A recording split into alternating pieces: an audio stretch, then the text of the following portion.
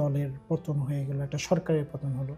এই যে একটা বড় দল আওয়ামী লীগের পতনের মধ্যে দিয়ে আপনি কি জুলাই অভ্যুত্থানে কোনো কারণে কোনো রাজনৈতিক ভ্যাকুয়াম বা শূন্যতা তৈরি হয়েছে বলে মনে করেন কিনা?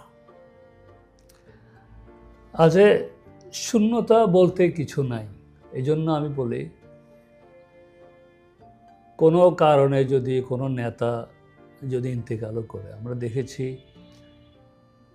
নেতার ইন্তেকাল হয়েছে কিন্তু এটা আরেকজনে ফুলফিল করেছে। এছাড়া পৃথিবীতে ভ্যাকুমটা আরেকজনে সে ফুলফিল করবেই, কিন্তু এটা কীভাবে ফুলফিলটা হচ্ছে আচ্ছা, সেটাই হচ্ছে কথা।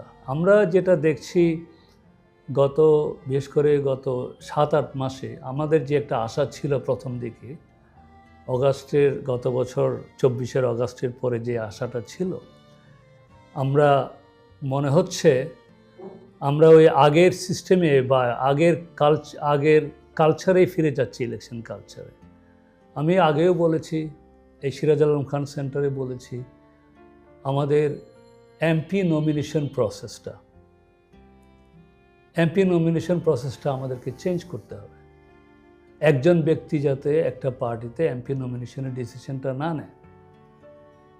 তা এতে হয় কি, এখানে একটা টাকার লেনদেনের সন্দেহ বা ব্যাপার থেকে থাকতে পারে। আমার কাছে কোনো প্রমাণ নাই, কিন্তু আমি শুনছি টাকা দিয়েও নমিনেশন দেওয়া হচ্ছে। পশ্চিমা বিশ্বে যে গণতান্ত্রিক দেশগুলো আছে, আমেরিকা আছে, ইউরোপ আছে, ওরা নমিনেশন প্রসেসটা কমপ্লিটলি আলাদা। ওরা কর্মীরাই ডিসাইড করেন ওদের নমিনি কে হবে। আমি যেহেতু নিজেই বাঁশখালীর সন্তান, উদাহরণস্বরূপ বলছি, বাঁশখালীর এমপি নমিনেশন কোন পার্টি থেকে কে হবে ওই পার্টির কর্মীরা দিয়ে সিদ্ধান্ত নেওয়া উচিত। এটা অনেকটা প্রাইমারির মতো। জি জি। তো এই স্কোপটা আমাদের ছিল বর্তমান সরকারের, এগুলা ইনক্লুড করা, কিন্তু ওনারা করে না এটা। আমরা আবার মনে হচ্ছে আগের সিস্টেমেই ফিরে যাচ্ছি। তো আশা করি আমাদের যেই নতুন প্রজন্ম এটাকে চ্যালেঞ্জ করবে এবং নতুন কালচার আমাদের এখানে নিয়ে আসবে, যেখানে করাপশন থাকবে না। এখানে আমি আরেকটা জিনিস বলি, আমি আজকের পত্রিকাতেই পড়েছি, সেটা হচ্ছে এনসিপির একটা নমিনি মনে হয় আছে, তাসনিম জারা।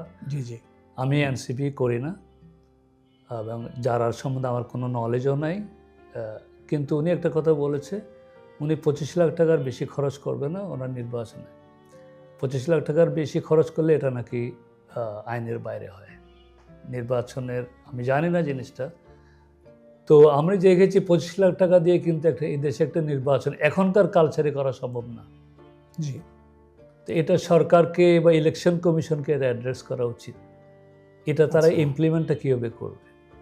এখনও আবার সন্দেহ হচ্ছে সবার, টাকার ছড়াছড়ি হবে, টাকার খেলা চলবে, এরকম একটা কনসেপ্ট কিন্তু বাংলাদেশে এখন বিরাজ করছে। ধন্যবাদ জনাব রায়হানুল ইসলাম চৌধুরী আপনার মূল্যবান সময়ের জন্য। ধন্যবাদ দর্শক শ্রোতা। আমাদের পরবর্তী এপিসোডে আমন্ত্রণ জানিয়ে আজকের মতো বিদায় নিচ্ছি। আল্লাহ হাফেজ, সবাই ভালো থাকবেন। আসসালামু আলাইকুম।